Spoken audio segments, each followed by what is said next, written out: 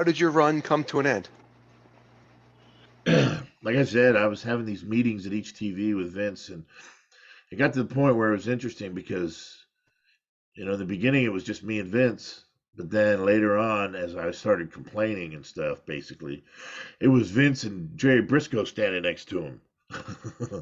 But what ended up happening, I was just really aggravated, and they were supposed to turn me heel, and I should have just turned myself heel, looking back on it. But one day we were in this conversation, and Vince just said, I think I'd like to send you to work in Memphis, with Lawler and develop as a heel.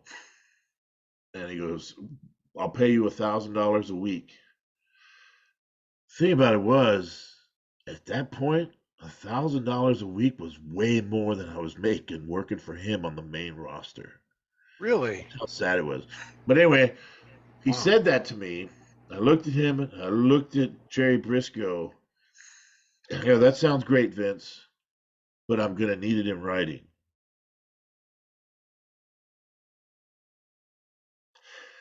So Wow. it never happened. Yeah. And Did then, did like, the next TV after WrestleMania 12, and Brett left, you know, and I was on the road and showed up at TV. And right at the beginning of TV, I flew like all the way to freaking Vancouver. And remember, I'm coming from Florida, all the way to Vancouver.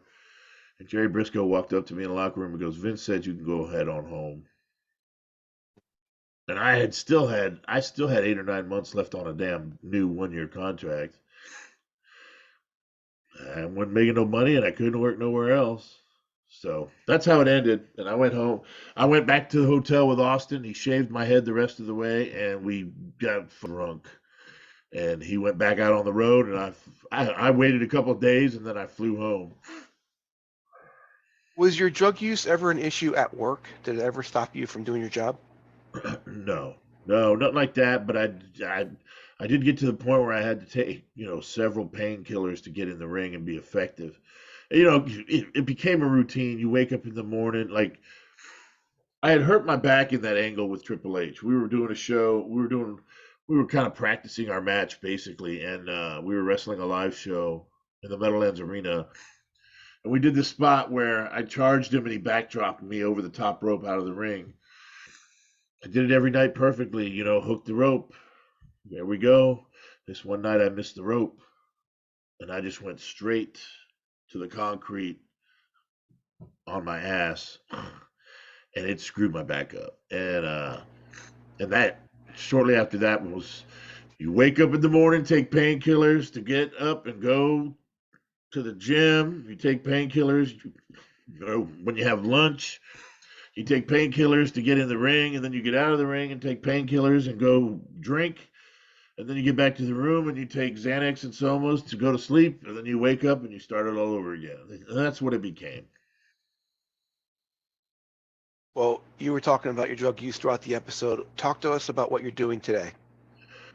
Well, I had a lot of tough times with the drug use. And, years later, I had originally gotten clean. I went to rehab in 2003. And then I had a foot injury in about 2009, and I started using painkillers again. That was a big mistake, and it just went crazy really fast. And I ended up losing my left foot because I was more worried about running around getting drugs than I was going to the doctor and getting it fixed. Anyway, I ended up getting in trouble for selling. I was buying and selling some pills here and there to sell weak stuff to get stronger stuff, that I was using. Anyway, I got wrapped up in a setup. Basically, one of the guys I was running around with doing drugs got busted for some bullshit and he couldn't stand to serve 30 days in jail or something. So he set everybody up. And so I got busted for delivery of Schedule 2 and 3 narcotics, basically selling pills. And I wasn't like some kingpin or nothing. It was really just to get what I needed. But I did. I sold pills and I got busted. As part of my plea deal, I went through this thing called drug court, adult recovery court, where it's like super strict probation. and drug treatment at the same time are offered. And it was tough, but it wasn't tough for me because when I got busted, I knew that was the end. And I was willing to do everything, anything it took. And so I did. And I went through that program. The initial program was a year and a half long of drug court. And I went through it and I did well. I did so well that when I graduated, they hired me. And I still work there today, um, working with people every day that are kind of going through the same issues. And it's a very, like I said, a very strict program. They have to wear a GPS ankle bracelet for the first 4 months. They get drug tested like 3, 4 times a week. But we also offer classes and counseling and stuff like that. And there's a lot of people like me with lived experience that work there. And, you know, I love it when it works. Sometimes it doesn't work, but that's the nature of the beast. But I do it. I love to see the miracle when it does happen, and that keeps me going in this line of work. And I think I'm where I'm supposed to be now. So yeah, I'm loving it. I work for the drug court, and I enjoy every day. That's awesome. Yeah. That's beautiful. Is there anything you want to plug? Is there any if people want to get in touch with you? Yeah, I have a fledgling podcast. I've got a couple of podcasts too, and basically I stream them through Facebook and YouTube and Twitch. One of them is called The Recovery Podcast, and it's me and another guy that work for Drug Court. We do a recovery podcast about substance abuse, and it's kind of gaining popularity, but again, it is very new.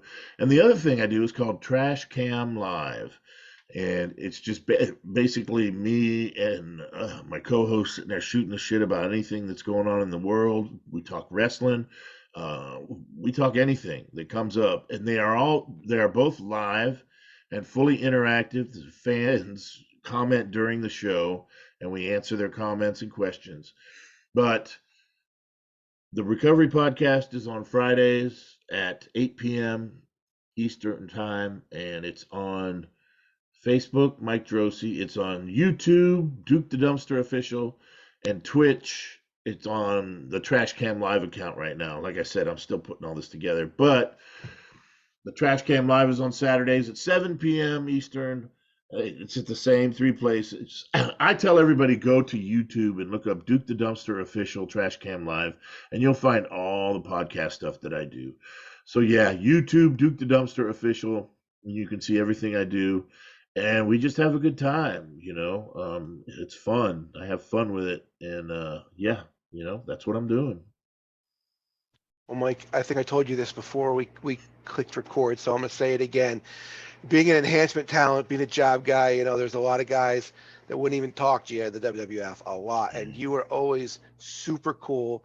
You're always a pleasure from your tryout to all the other times I saw you there. You're a lot of fun. You're always just smiling and just a great guy to be around. So I thank you for that. Being a 19-year-old kid doing TV, scared out of his mind, you're always very good to me. Well, I appreciate you saying that, and because that is important to me. I always tried to treat everybody with the respect that I wanted back from people, and I always appreciated what other guys did for me. Whether it was enhancement talent or any talent. Um, but as I look back on my wrestling career, as short as it was in the WWF, that is one of the main things I hang my hat on. Is I always treated other people kindly and with respect. I really tried to, um, because we were all out there, man. In the grind together, doing the same shit, man. Trying to make it from one day to the next, and I respected everybody for that. But yeah, I really appreciate you saying that, man. Awesome. Well, I really appreciate you taking this time with us tonight. Thank you, man. This was awesome. A lot of fun, and it was great seeing you and catching up. Good And seeing you, my brother. I'm glad you're doing so well. Keep it up. It's very motivating to a lot of people out there, buddy. Thank you. And again, I really Awesome. appreciate you having me on the show, man, and take care. Awesome.